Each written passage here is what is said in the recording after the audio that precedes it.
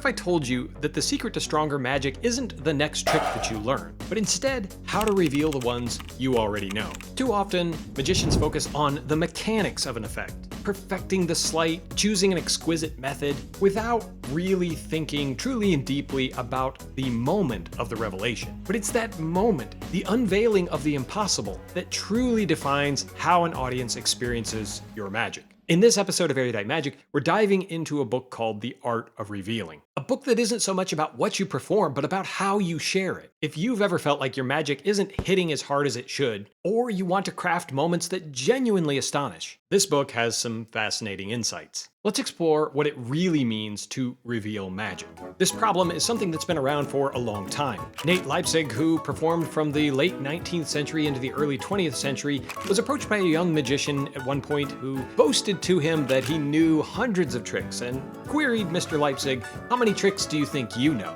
Leipzig gave a polite smile and responded that he only knew a few tricks, but that he knew them well. Magicians like Tommy Wonder, Tony Slidini, and countless others have emphasized the importance of understanding the moment, how you reveal your trick to your audience. So what is this book and what is it aiming to do? The author, Radek Hoffman, I think sums it up quite well in the subtitle to the book, How to Create Exciting Climaxes to Your Mentalism and Magic. His goal is to not only help you reveal interesting moments of magic to your audience, but also help to reveal a bit of yourself to the people that you are entertaining. How well does he do it? Well, let's talk a little bit more about this. This book is a 200-page hardbound book published in 2023. It came across my radar because I follow Mark Paul on social media. When I saw his praise for this book, it definitely caught my interest. I reached out to Radek and asked him if he would be willing to send me a copy so that I could digest it and discuss it here on the channel, because I think that this topic is super important. When you see a great performer, it's often because they're a great storyteller. The tricks that they're doing may or may not fool you as a magician, but it doesn't matter because we are swept up into the moment, the emotions,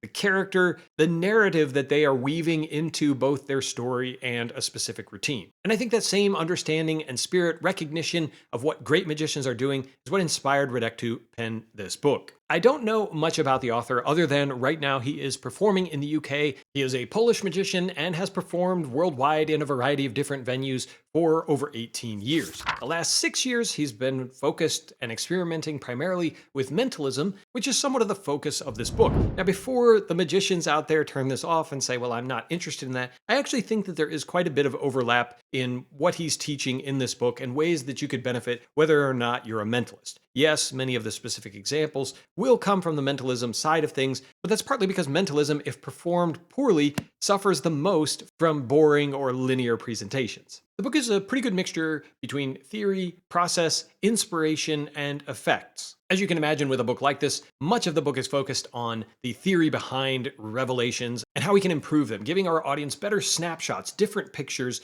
and potentially even involving different senses for the audience. The author gives lots of different options throughout the text of how to present information, often giving specific examples from his own working repertoire. There are a few times where there are videos showcasing a specific act in his show, or even one video that shows how a certain gimmick works. Let me tell you about some of the things I liked about this book and a few of the things that I thought could be improved. First of all, I like the idea of a book dedicated to this topic, forcing you to think as you go through it about how you do your revelations and how maybe you can improve them to give the audience a better sense of what's happening or involve something different than what is the traditional linear path that most of us think of with the reveal for our mentalism or magic. There were some great notes in here about how to share a part of yourself, mostly inspirational from his own journey, but will definitely give you food for thought about how you could do the same, what's important for you to communicate to your audience. If you are a mentalist, he's going to share several classic plots, Bank Night, Q&A, Magic Square, book test, a chair test, and in some cases he's giving you an outline or the basics of the actual method, and in others it's just an example of how to present this based on the routine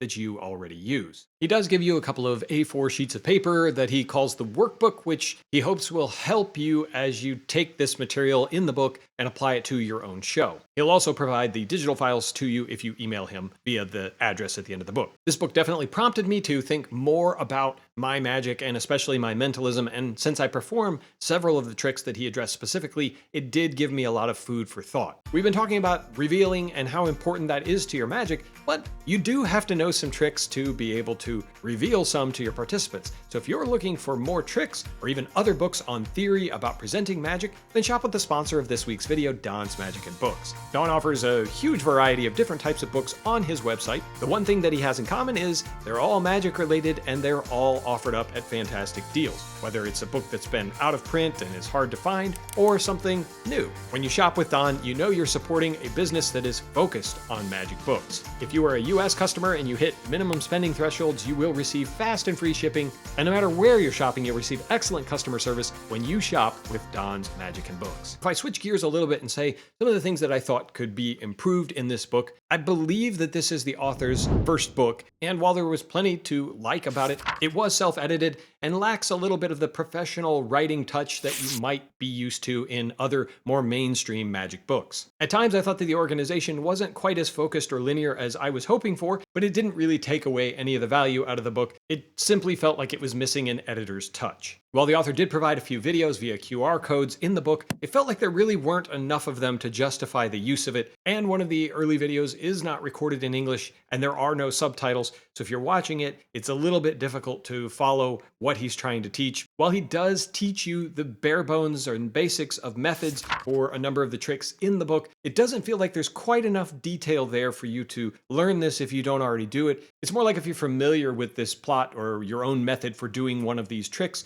then you might get inspired by something he said to change yours up a little bit, as I found. But you aren't probably going to learn any brand new tricks out of this book. But that's not really the point. I just want to bring up that while he does teach tricks, it's probably not as thorough as you are used to seeing. Let's talk for a second about the value of a book like this. The author is charging £50 for this work, and currently the book is exclusively available on his website at radekhoffman.com. It appears based on the front that it is limited to 100 copies, although I'm not completely clear about that because it's not listed anywhere on his site. The book isn't really all that large, so you're definitely paying for the niche subject matter of it. And if you want to know more about why magic books, and especially niche ones, cost more, you could check out my latest newsletter that I dropped on this very subject, which is linked down in the description below. But did I find value in it? Absolutely. And there were definitely things that he was talking about that I realized have been missing from my own presentations and things that I might tweak moving forward. But let's talk for a second about the different grading criteria that I typically apply to a magic book. The first is on practicality. I'm going to give this book a 6.5 out of 10 for practicality. Why does that seem low?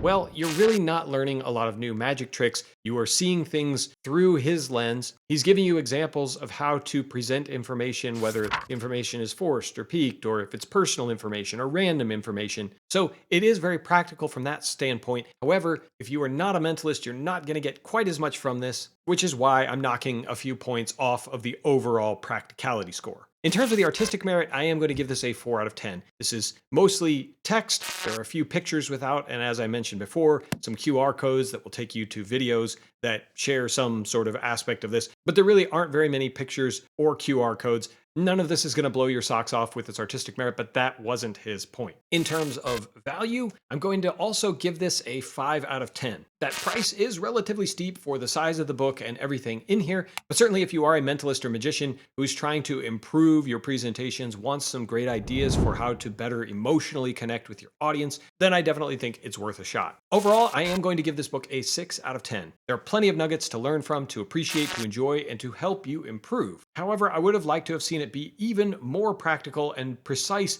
with the steps that he wants you to take. The author doesn't exactly hold your hand through the creative process on how to further your reveals, but instead gives you different ideas that you might deploy. At the end of the day, I think the moment of revelation, the moment of magic, is one of the most important things that you could possibly focus your energy on. So if for no other reason than that, this book is worthy of consideration. And I'm certainly happy that I came across this author who is now on my radar because I'm interested in seeing some more from him. It's in its second printing and there's been lots of demand for this. So if you would like to invest in the art of your reveals, you can do so at his website for £50. As always, my friend, I appreciate you watching. And until next time, keep reading.